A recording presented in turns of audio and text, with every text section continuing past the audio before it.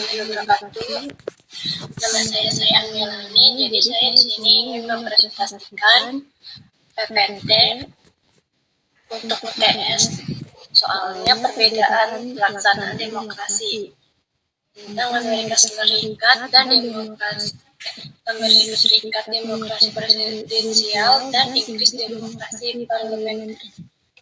Nah, jadi di sini ada pengertian demokrasi adalah salah satu metode pendanaan kelembagaan untuk sampai pada keputusan politik, di mana individu meraih kekuasaan untuk mengambil keputusan melalui perjuangan kompetitif dalam meraih suara. Jadi pemilihannya dalam bentuk meraih suara terbanyak gitu. Selanjutnya ada slide perbedaan apa sih itu demokrasi presidensial dan demokrasi parlementer. Nah, yang pertama ada demokrasi presidensial. Demokrasi presidensial adalah sistem pemerintahan di mana presiden menjadi kepala negara sekaligus kepala pemerintahan.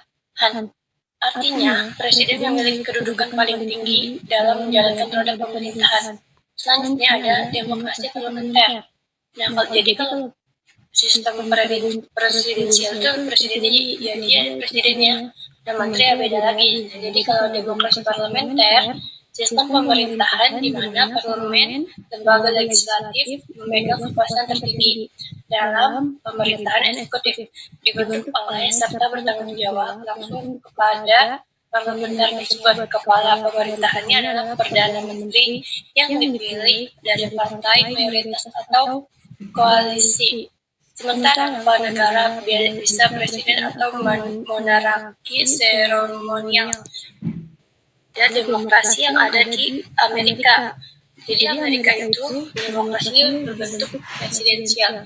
Nah, Amerika menggunakan demokrasi perwakilan rakyat, memilih wakilnya melalui pemilu untuk membuat kebijakan dan menjalankan pemerintahan. Mekanisme ini memastikan rakyat tetap memegang kedaulatan melalui wakil-wakil yang mereka pilih. Nah, selanjutnya ada demokrasi di negara Inggris. Yaitu dia sistemnya parlementer.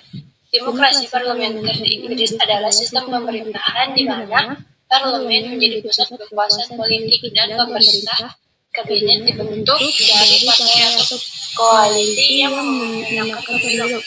Serta internasional Inggris sering dijadikan model demokrasi parlementer modern karena stabilitas institusinya dan tradisi politik yang panjang. Nah, di sini ada contoh kasus demokrasi yang ada di Amerika Serikat.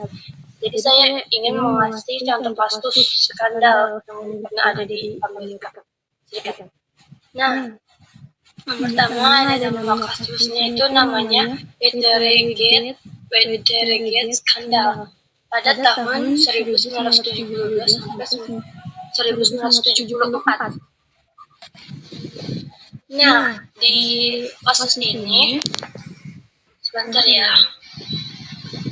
Nah, kasus Watergate di Amerika Serikat merupakan pelanggaran demokrasi yang sangat serius karena melibatkan penyalahgunaan kekuasaan negara secara langsung oleh presiden dan lingkaran terdekatnya. Tindakan penyadapan ilegal, upaya menutupi kejahatan, obstruction of justice, serta manipulasi aparat penegak hukum bukan adanya kejahatan negara secara crime. Dampaknya sangat besar, krisis kepercayaan politik, proses pemakuzulan, dan akhirnya pengunduran diri Presiden Richard Nixon yang menjadi presiden ketiga sejarah demokrasi US. Nah, mengapa ini termasuk pelanggaran demokrasi?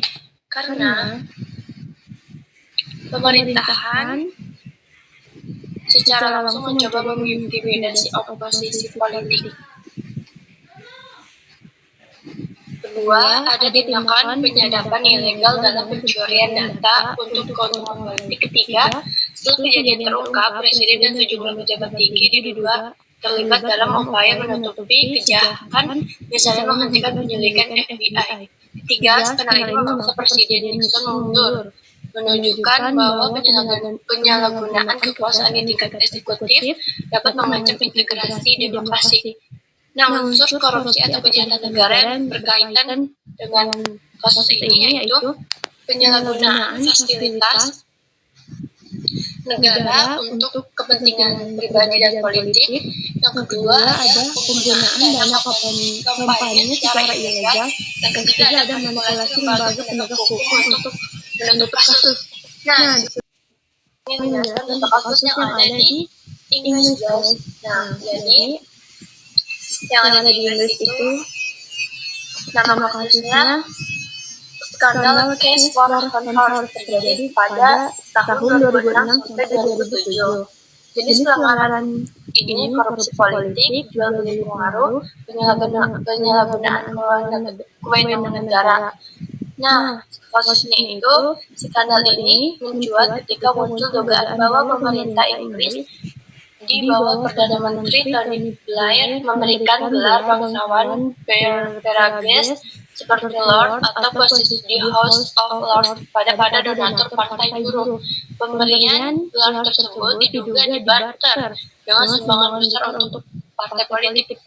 Nah, mengapa termasuk pelanggaran demokrasi? Karena sistem demokrasi menuntut bahwa jabatan politik tidak boleh diberikan berdasarkan uang, melainkan kualitas dan mekanisme yang sah. Skandal ini menunjukkan adanya praktik jual beli jabatan secara langsung merusak prinsip keadilan politik.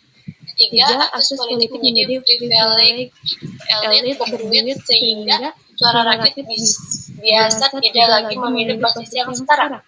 Nah, kaitan kasus ini dengan unsur korupsi dan kejahatan negara. Yang pertama ada dugaan bahwa pemerintah menggunakan kewenangannya memberikan gelar kehormatan untuk mendapatkan keuntungan finansial. Kedua, penyalahgunaan institusi negara House of Lords demi kepentingan partai. Ketiga, tindakan ini secara prinsip masuk kategori korupsi politik tingkat tinggi walaupun penyelidikan formal tidak berujung pada hukum pidana.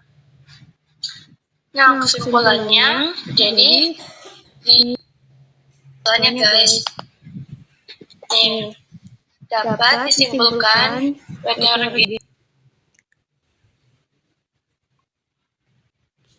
untuk pelanggaran demokrasi yang bersifat struktural dan sistematik, sedangkan Case of Honor lebih bersifat koruptif dan etis dalam praktik politik. Keduanya sama-sama penting sebagai pelajaran bahwa demokrasi dapat bertahan jika ada pengawasan transparansi dan akuntabilitas yang kuat terhadap penguasa. Sekian presentasi dari saya. Mohon maaf kalau banyak kurangnya. Assalamualaikum warahmatullahi wabarakatuh.